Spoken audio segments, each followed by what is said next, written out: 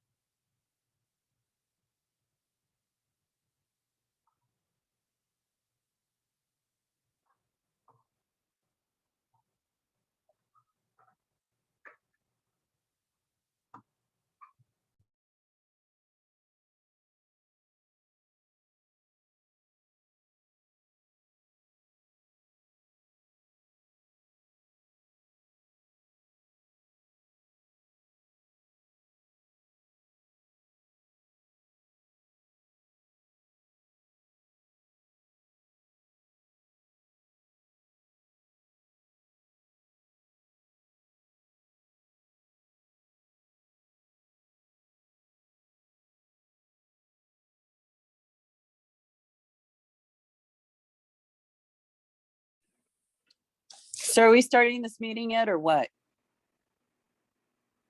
Hey, Lisa, Hi, how are you today? don't ask. Well, we were giving it just a couple minutes, letting folks roll in. Still don't- Okay, I'm just super salty today. Okay. Hopefully Naomi will be here soon. Okay, I think Zong's gonna pull up the agenda just so we can look at that while we wait.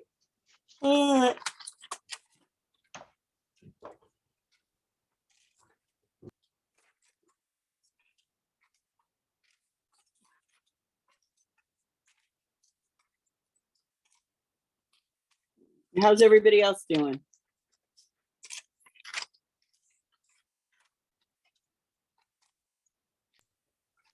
Everybody's quiet.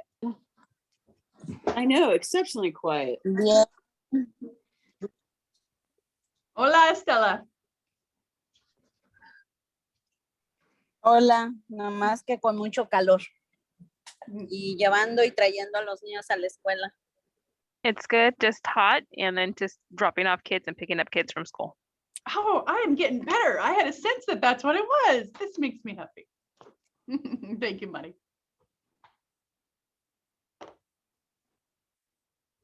All right. And you see on the screen, we've got good stuff to talk about. Very excited.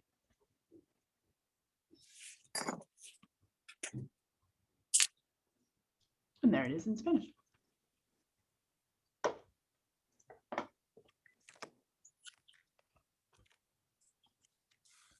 All right, well, you know what? I realize we have introductions listed there. We can do that as everybody continues to come in. I think we've had enough meetings that we know the context, but we might as well do it again. I'm with the Valley Air District. I'm Heather Hanks. And those with, well, I have a different background, but the blue screen backgrounds are generally district staff, either outreach team support here with me, or Aaron is here, and you'll be hearing from Aaron, program manager in our incentives team. And we had some great action at our board last week. And I think that we can hand it off. I've got Maricela, Zong, Cass, Stephanie, new face, Stephanie's here.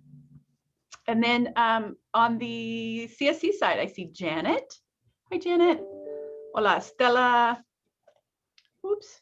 Pop-up notice just covered all the rest of my attendees. And Lisa, we talked to Lisa. Oh, Kimberly made it. Jump in and introduce yourself if it's your first time here. I see Brian Moore from CARB. Hi, Brian. Not your first time here, obviously. And Jasmine introduced herself. That was awesome. Anybody else? I guess it's not introductions if I do all the talking. I guess I'll go again. So my name is Jasmine Buenrostro. I work with CCEJN, Central California Environmental Justice Network. I'm the Youth Engagement Coordinator. My background is emphasis in political science and working on my master's in business management. Awesome. Glad to have you. Hi, this is Jennifer. I work with CARB and I am working with Brian and hopefully taking over for him in a few months, maybe a couple of months, maybe a month. Oh, this is right, Jennifer. We'll be seeing a lot more of you. Yay. Yes, that's right. Awesome. A definite upgrade. So you're Well, I welcome. technically can't see her right now, Brian, so I have nothing to compare to. I'm teasing. And we welcome all of you. Hey, Erin, you want to go ahead and jump in and kind of give an outline where we stand? All right, number 2, I guess. Or I guess kind of going to kind of what happened here. We actually took an item to the governing board to, kind of the start or the creation of the Urban Green and Vegetative Barrier program, with kind of the outline of the program, how projects be evaluated, not so much true details, but basically laying out the structure of it, how it would work.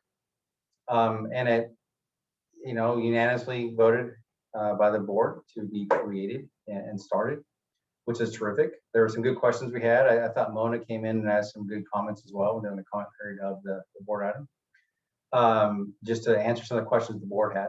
I think one of the biggest questions the board had was water for trees and barriers, and they put in, a couple years from now will still be there. And so Mona actually helped answer all those questions. That's the main part of the agreements they secure when they do this type of work, is securing those agreements to make sure that trees are watered, to make sure they don't die within a couple of years and this whole thing's for nothing. And then then she went into the agreements they have with the school district or the city, county, or even Caltrans to install these things and the work that it takes to do that. So I thought that was great. Like I said, I'm not going to go into full details of board item, but there's a couple things that happened that I think the committee wanted. Was one, for the match to be taken away from both items, the barrier and the urban green, which they were. The $1 million moved from locomotives, line haul locomotives, to urban green, which that was requested, and that was done. And at the same time, we removed the match requirement for, it's not in this group here, but also the chapter we had a match requirement, so we removed that as well, in the same kind of item, that could kind of consistent. So that's kind of the overarching thing of it. I'm not going to read it all word for word. I mean, I'll go through and read it, but the main thing now is kind of going forward, the next steps. After the board item, maybe I'll stop here. Was there any questions from people who actually looked at the board item? They have questions on that or comments, or we can answer some of those now as we go into this right now, I guess. And welcome, Naomi's now here. Hi, Naomi. So, no questions? Excuse me. Yeah, Aaron, Okay, just great. at the end, did you mention something about chapter, so that the resolution included chapter as well? Yeah, well, because there was a match requirement for the chapter 1 as well. So in this, because it's a creation for this type of program in the Indian community, essentially, what it kind of created. So it's easier to operate going forward. At the same time, we removed the match requirement for chapter as well. It just made sense at that time to keep them all consistent.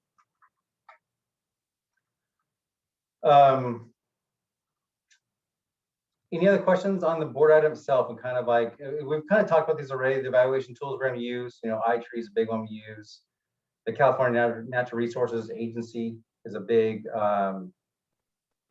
they've already done a lot of this work for us, which is cool. So they're the ones actually, if you look at TCC, that type of grant, Urban Green Downtown Fresno, the scoring criteria and the makeup of it is very similar to what we're going to kind of adopt, to be honest with you.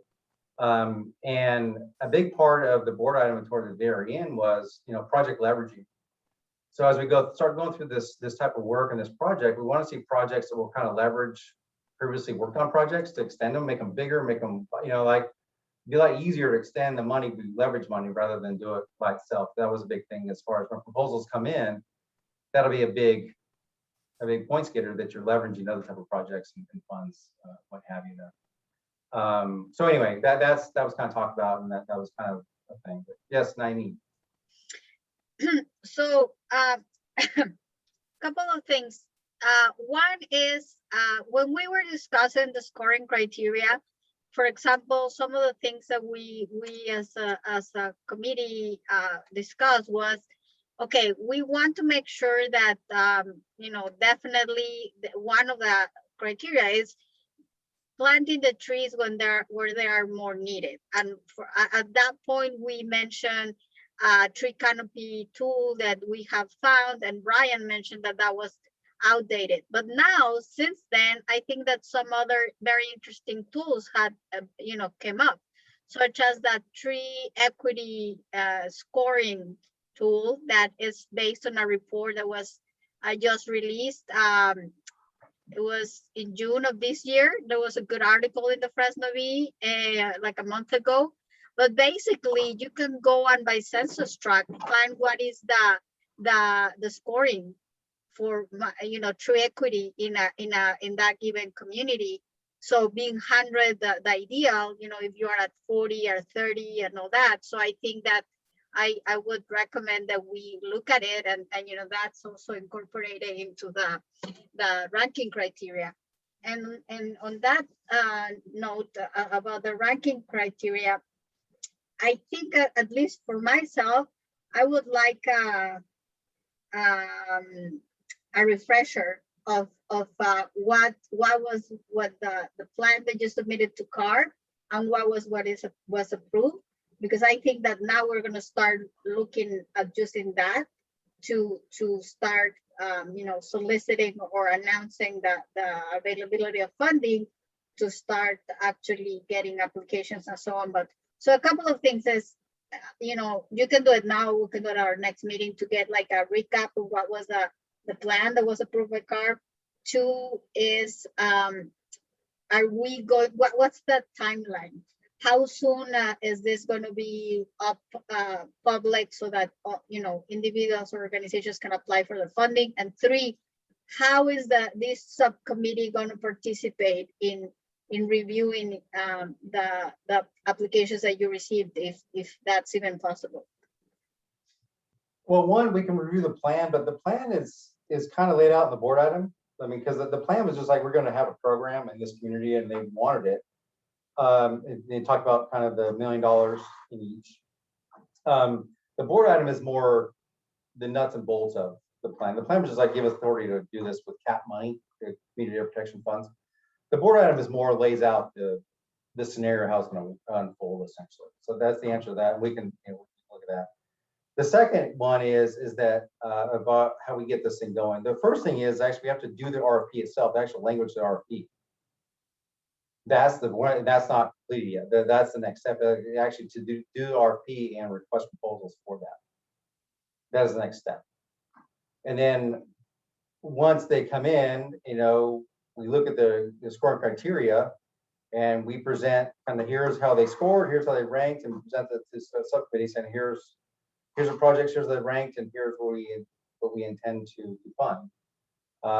And there'd be two separate RFPs. One's for regreening, one's for vegetative barriers. They're different. So it's a little time too. It's going to take a little time to work on these, but make sure we get it right. And the scoring criteria, it's kind of, there are some good basics of it, but I think we can add a couple of things here and there to hit your points, I'm pretty sure, that you mentioned. Because there's some basic things like, how is this going to leverage funding? Where's the need for this? There's a bunch of things that they're going to ask to make sure we do these in the right areas. Now, I think some of the stuff's already been done where the committee actually went on to where they wanted trees or barriers put up, correct? So we kind of use that as a thing. Hey, they've requested it here. And the issue sometimes though, what if it comes back and says, well, we can't actually put it there. We can't get the MOUs, the agreements, so you can put it, so like, it's cool to ask for it there, but sometimes it can't be done because of whatever. I mean, I think we all know that sometimes it just doesn't work out sometimes, and we do the best we can to figure out what other places to put it. So I think the next step is for us to start working on the actual RFP language and present it to this committee. Say, here's the RFP language. Here's the layout. Would you like anything added to it? I think you mentioned one or two things you want to add to it, which I don't think on the service is a big issue. We make sure we hit all the points we need to hit. But there's some general stuff we need to make sure we do to make sure it hits the right targets. And like I said, most of the stuff is actually done by the California Natural Resources Agency. A lot of their scoring criteria, how they set it up, their project selection. We're not going to reinvent the wheel. We're going to use a lot of stuff they have, and then kind of make little changes, subtle changes here that we need to make it work for the community. because a lot in the resource agency, their criteria is this in a AB 535, 1550 community. Well, we don't need that. We know it is. That's kind of already done, right? So there's some things you don't need because it's already basically taken care of. So there's some things we're already gonna cut from that as well. So. Hey, Aaron, I got a real quick question. When you're Yeah. talking RFP, you're also talking, basically, these are applications for community as well, right? For mom and dad to say, hey, I want a couple of trees and I meet all the. I don't know. criteria, Not right? necessarily. Not necessarily. Because I don't anticipate us having separate agreements per family, right? I anticipate us having one large agreement and we agree to put trees in these locations. And if they agree they're going to water it over the next 10 years, make sure it doesn't die, I think that's capable of individual getting trees in their property. But I don't anticipate having individual agreements with homeowners to do this. Well, I thought that's what we were actually working toward. Yeah, I think that was something that we discussed and that was a recommendation that we had made, that this was not only for organizations or companies or cities or whatever, but also that, individuals can apply. And obviously it's not going to be like, you're not going to give 100 trees to an individual, but that definitely that wouldn't disqualify someone from applying. So I do agree that was something that we had discussed. Well, I think we'll have to work on that. If it's something, if they want to submit a plan to us, an application, laying out. Aaron, actually, I think that was the committee's direction. Well, there's a little more to it than that though, too, because you're talking about full-on agreement. No, I understand that. Trust me, I understand that. I have like lots of experience administering grants and grant programs. And I also understand that where you're kind of angling this toward is just an RFP to a local community agency. And I'm looking at, I want to see some bread and butter to the people that it would affect the most, which are the community. So Aaron, let me ask you something. Obviously, this is not in your department maybe, but just to give you an idea, I don't think you have a very complex contract when you give someone an electric, loan machine, or when you give someone one of those incentives that you have. So I think that you don't have to actually only see that you are going to have a super fancy contract as the only way of going around giving trees to individuals. The thing is just being a little bit more open-minded as of, okay, obviously you're going to have an executed contract if it's a school or a school district, but there's other ways that can be considered if it's an individual or a neighborhood association asking for trees. So I may be missing something, but that's still very viable concept, right? This is just that the administration of entering those agreements might come from another entity, like a Tree Fresno or somebody, versus individually to the district, right? We would just, not exactly. I mean, that could be an option. If you guys don't want to be, hard, managing that because it will, for whatever reason, that could be an option that you say for individuals, they're going to apply to Fresno, whatever. Got it. That Okay. could be an option. But, or an option could be like, if you want a tree and you're an individual, you just submit this form and these are the things you need to tell us. And this is the commitment that you need to make, that, the trees planted and maintained and all the 9 yards. No, I think Heather's kind of on the right path there. I think, you kind of hit it on the head where the RFP would ask, here's what our intention is, right? We want to plant whatever many trees we can do for the amount of money we have over the next 3 years, right? We know we have it's going to take a while to do this, right? Get them, we'll use them place, stuff like that. Part of that, as we're talking here, is that part of that MOU, part of that RFP will say, not MOU, part of the RFP will have a requirement in there that you have to have the ability for individuals in the community to apply to you to install something. So it kind of like, you're right, we wouldn't do it individually. They would actually do it through the RFP that we have, through who we contract with. Okay. But it's still a fundamental part of this concept. Yeah, some fundamental part where the individuals should apply, but not necessarily us to apply to our contractor who's kind of running it for us. That probably maybe is better at it. All of the things Yeah, we discussed, we're as not Irene's pointed out. Yeah. Trees and exactly. Excuse me, I just hold on, guys.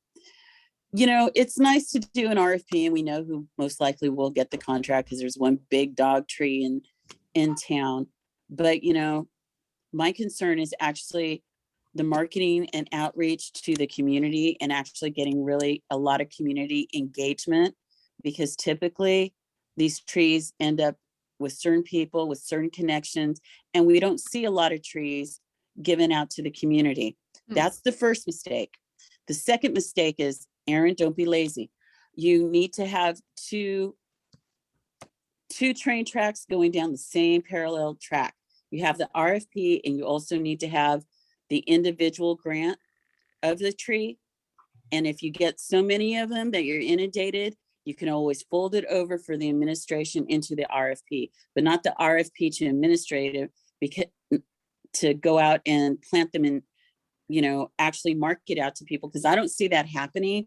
I actually want to see more of the boots on the ground from the air district, getting out there and getting trees to people versus sitting back, writing up a contract and letting somebody else do your work, you know, because that to me is a little bit lazy. And that tells me that you're going to miss a lot of people, because marketing to this point hasn't been that fabulous. After 2 years, we're barely starting to get where we should be at already. We should have been where we're seeing right now with the air quality updates that I get. We should have had that 2 years ago. You guys are slow as molasses, and, you know, with trees and stuff, I'm just, you know, no. Think bigger and brighter, Aaron, because you're really focusing narrow, and I don't like that approach.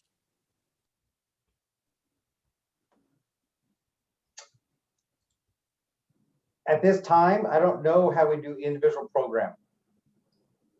Yeah, that's out of your comfort zone. That's why we're gonna help you. Don't worry. Well, And because Janet has had her hand raised for several minutes now. Who does? Yeah, Janet. Oh, Janet. I didn't Hi, Janet. actually raise my hand, but I unmuted me because it was partly my understanding that we were going to use the agencies that can get trees to connect with the areas that we thought needed trees. And it wasn't going to be an individual having to do all that connection. That was my understanding, and I may be wrong, but it was my understanding that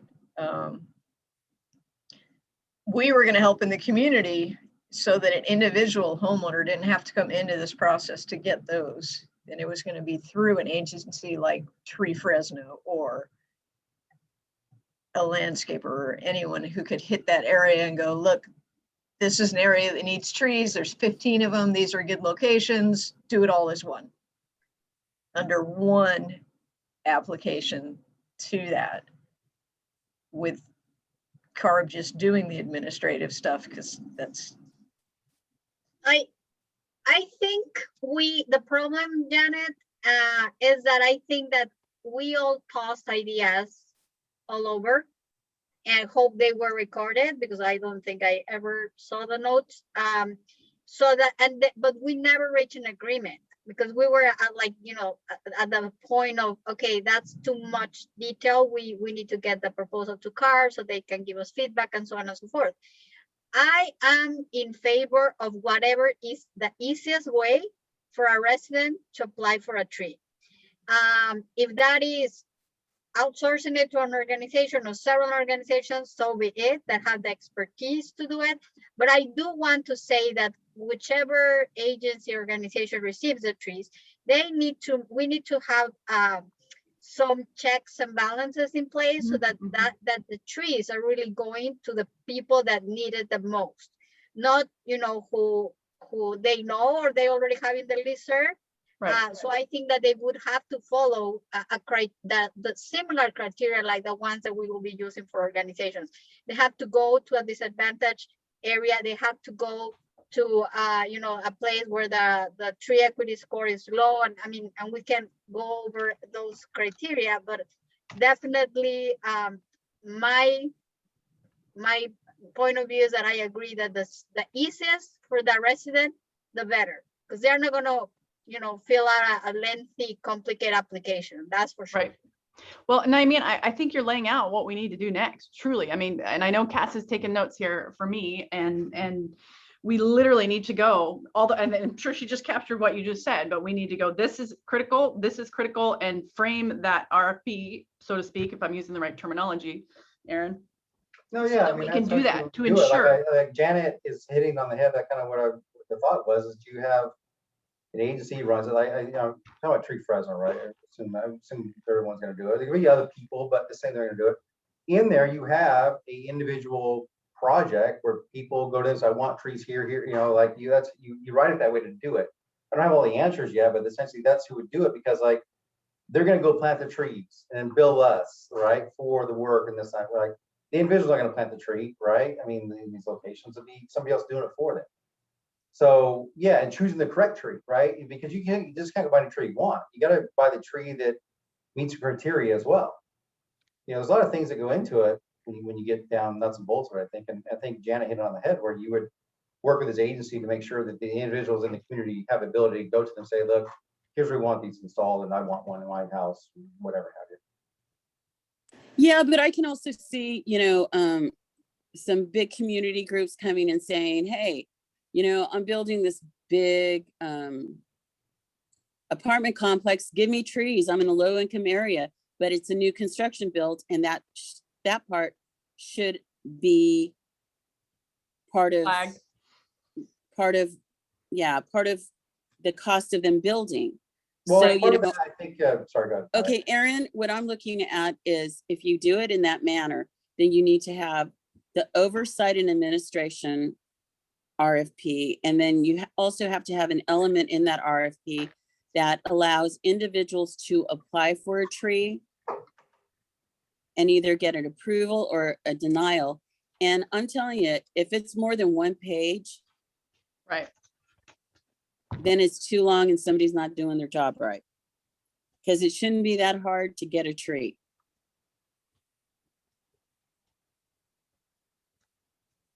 Because I can already think of, you know, 10 questions I would ask to clear them out, to whether or not a person is worthy of a tree or not. It's not that hard. No, I think that's part of the, once we drop RFP, that's part of the things I mentioned before, is that it's a couple adders, right? So you have like this base language you would use, we take, that state's already kind of done. And those would be some of the adders in there. You must make available, you know, a mechanism, whatever, where individuals in the community can come to you to have a tree planted at their property. And the criteria is this, and we kind of list it out. And then that goes into the RFP, goes into the contract, and then they report back to you on a quarterly basis. Here's who's applied, here's where they be located at, here's who wants one. You know, I think that can all be structured that way. Yes. And we're at the point of structuring it.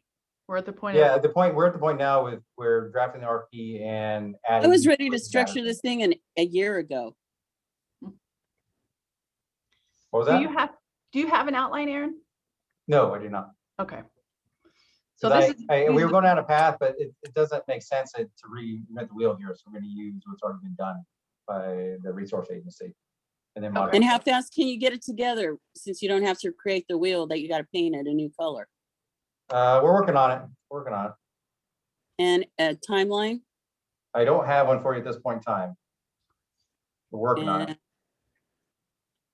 But it seems like the logical next step is we get some language and some review, some copy review. I mean, I'm ready to hear those 10 questions and type them down, Lisa. That, you know, we're going to maybe need to divide into the categories, but we're at the point where we need to capture those details at least. I think that probably just to gain some time, something that we can do as well is that all of us that are part of this subcommittee, we can send the Air District our suggestions of the criteria that we think should be considered, either for the organizations that we will be giving out the trees to community members, or for other applicants, because I agree that, you know, I am not happy with the idea of giving, you know, just a developer that will save a lot of money because, you know, they want the tree. So those kind of like parameters, I think we can start all putting something in writing, sending it to the Air District. So before our next meeting, we have like, you know, you have maybe a draft of the RFP, and we have already this list of things that we are all suggesting that are important to consider. That's And- fantastic. And also, Heather, I'm looking at, Aaron's answer is not a complete answer in my mind. I want to know, is it 30 days out, 60 days out, 90 days out? How many days out should we start anticipating an RFP, a draft, an initial draft? He's We're thinking, working on it. I don't have a date for it this point. We're working on it. well, You can as- work on it all. See, that is so not like, I seriously, dude, I am so not in the mood today. Well- I'll give him 60 days. That's awesome. That's probably plenty. The good news is with the feedback from you, it helps the process continue forward. So if Well, you guys can- don't listen to me. I've been talking about this for like a year. It's so, I mean, really. So I'm if you telling guys you, want to continue, dates- I put it in chat, our email address. But I truly like, if you've got 10 questions, they all need to be vetted. We will compile all that information and sort of outline this initial statement that is going to guide, I think, how we put an RFP together so that we I can don't do review that. staff work. Sorry, Lisa? I'm sorry. I'm not doing your staff work today. I'm sorry. I just can't. If So somebody can't tell me I should expect an initial draft in 30 or 60 days, I'm not going to sit here and do his job for him. Okay?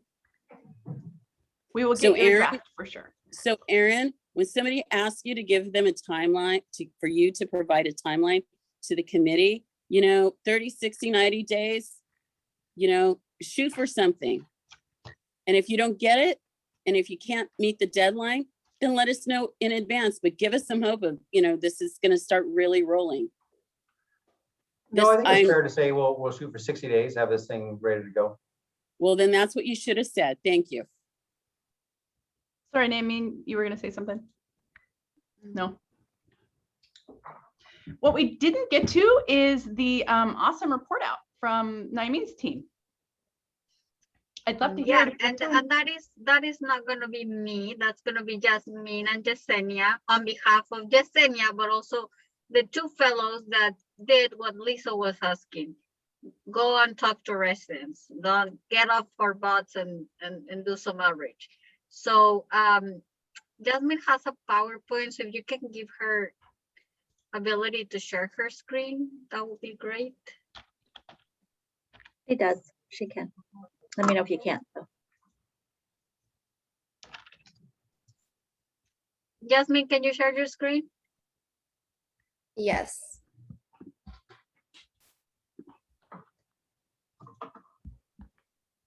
And while she set up the PowerPoint, I just want to please ask all of you to join me in thanking Yesenia, who has been working with us and putting up with all these crazy meetings and many more for almost 8 months. So this is her last meeting. She's gonna be going out to pursue her education out of the body actually, and she can say more, but thank you, Yesenia. We really thank you for your work and for all the time that you devoted to get this strategy of our syrup running. So without further ado, I'll pass it over to you. Thank you to everyone too. I've learned so much from you guys and it's been really amazing to get to have all this new experience. I'm really grateful. So for this presentation, I'll be speaking more about the experience that myself and 2 other fellows were able to accomplish. Can you go to the next slide, please? So we all know the causes of climate change, largely caused by human activity, burning fossil fuels, natural gas, oil, and coal. This type of burning is called greenhouse gases into the Earth's atmosphere, where these gases trap heat from the sun rays inside the atmosphere, causing the Earth's average temperature to rise. And next slide, please. So this is the article that I think Naomi was mentioning. I just entered it into the chat, but they are in the article, they mentioned the tree equity score tool, and it's a really great article if you'd like to read it. Next slide, please. And trees help mitigate air pollution, and so they provide many physical and mental benefits to the environment that they occupy. Trees are great at cleaning up pollution in the air, as a full-grown tree is capable of moving around 45 pounds of air pollutants a year. Planting trees can help reduce the urban heat island effect through evaporative cooling and reducing the amount of sunlight that reaches the ground. Planting trees would reduce the urban heat island effect through evaporative cooling and reducing the amount of sunlight that reaches the ground. Next slide. And here's some of the events that the two other fellows were able to be a part of at the Malaga Recreation Center. This was our first outreach event that took place there, and they received great feedback from residents on where they would like to see more trees in the community. Many residents stated that the parks are in need of more shade. A resident made a comment that when she watches her child's baseball game, there isn't any shade. And at the Fresno Chaffee Zoo, they collected a lot of feedback on where trees should be planted. Residents were walking up to them, letting them know that the Highway 99 is in high need of trees, especially on the exit of Jensen. It was good to see people going out there and getting involved in their community. Kelwa Park, this event allowed them to talk over to 300 residents. They came to the booth and they provided their point of views on where they believe more trees should be planted. Next slide, please. And this is more so my side of the project overview. I was able to reach out to 513 volunteers to get them involved into the tree planting events that we collaborated on with Tree Fresno. And there's like some more of the metrics on the outcomes. And so the next steps would be to finalize where the vegetative barriers and more urban greening will be installed with the implementation of the transition plan. Next slide.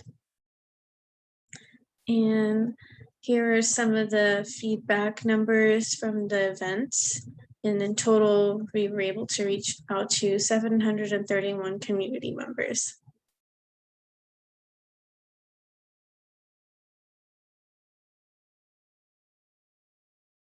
Next slide, yeah. And then, so popular locations of where people would like to see more green would be the Golden State Boulevard. I believe that was like the most popular place that I've been told, near the town of Malaga, on both sides of the streets and near Kawa Elementary. And a lot of people have asked for trees near the many bus stops that do not have shade. Community members also suggested planting trees in empty lots like the one on East Church. Residents of Malaga have asked to have trees planted along the streets that their kids used to walk to the elementary school, including South Ward Avenue. And currently, this was not put in here, sorry, but currently Tree Fresno is also collaborating with CCEJN on a urban greening implementation at Lymel Park in downtown Fresno. So that's about it. Thank you.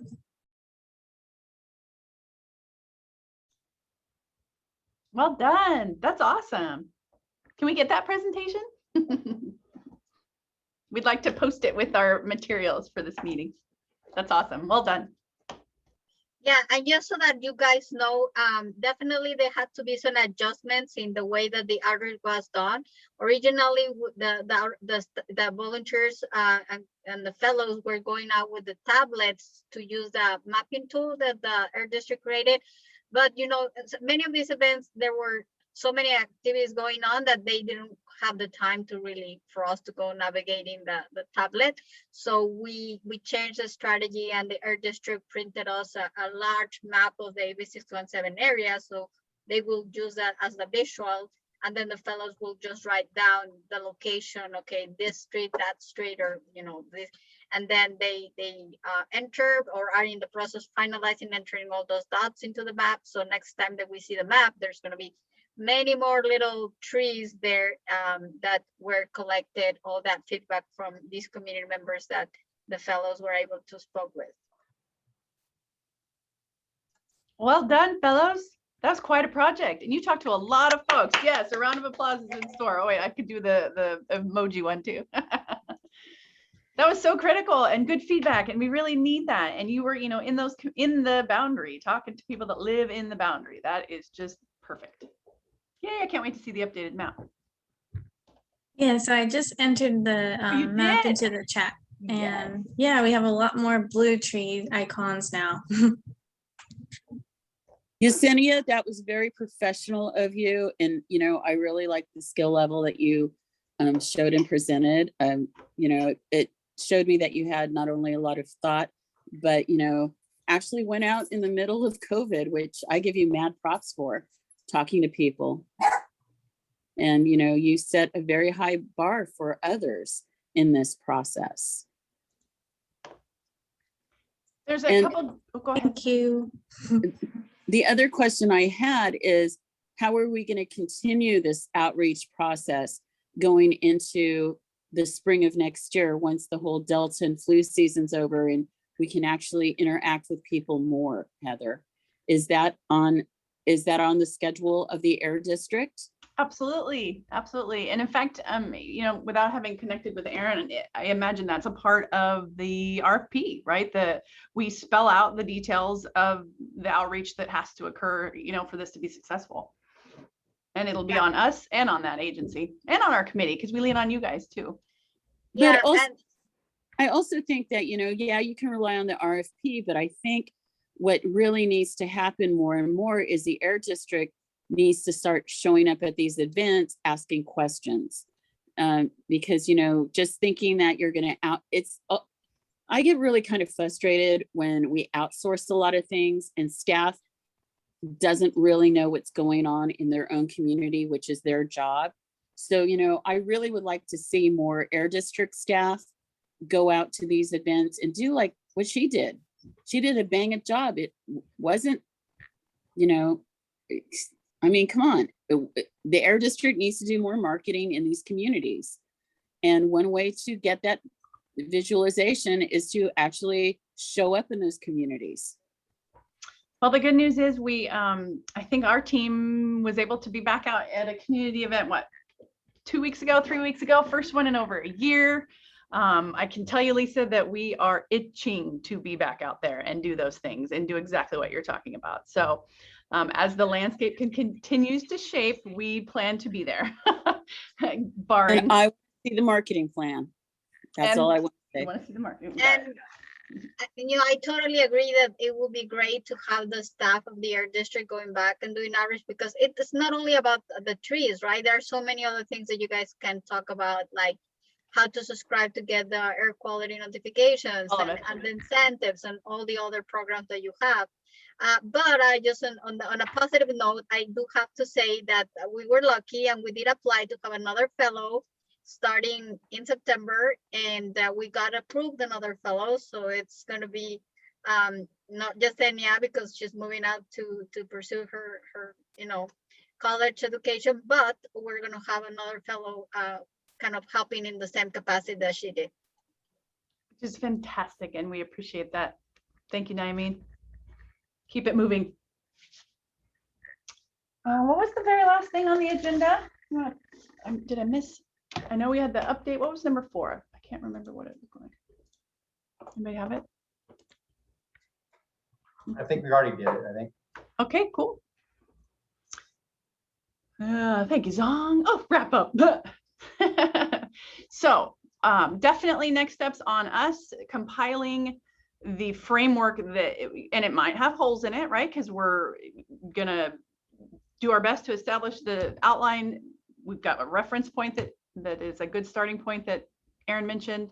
We will happily and please send us your feedback. We definitely want to capture that and reflect that so that we come to you with a draft that is close to what we need. And then that's our goal, is to begin prepping that and probably meet again in the next several weeks, depending on progress, and go from there. Yeah, and I will just suggest in terms of the timing, I think we don't have to wait until Aaron has the complete RFP, but even just to for all of us to see what were the ideas that were shared in terms of the parameters to select the organizations and all that. So I think if we can, Song, I know, is she in the meeting? Yes. Can you help us try to doodle for maybe 3 weeks so that we can continue that discussion? And in the meantime, if we can all agree to email the 8617, email the criteria or the things you want to see included in those RFPs. Yep. And I was going to mention that if you didn't save the chat, there's a lot of good stuff in it. The email to send the information to the article that your Yesenia mentioned and our Yesenia dropped in the chat. The tree score tool that was mentioned earlier on is in there, and the project plan and our board item on this. So lots of good links in chat to fill your mind with good information on this topic.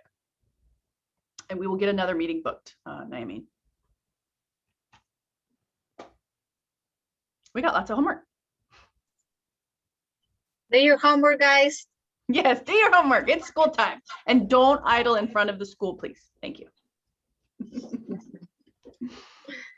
All right. Okay. Any other questions? No, it's quiet. Everybody's quiet today. Somebody needs afternoon coffee. Bye, Brian. Bye, all. Thank you. Yesenia, wonderful job. Thank you. Bye, thank you. Good luck. Thanks.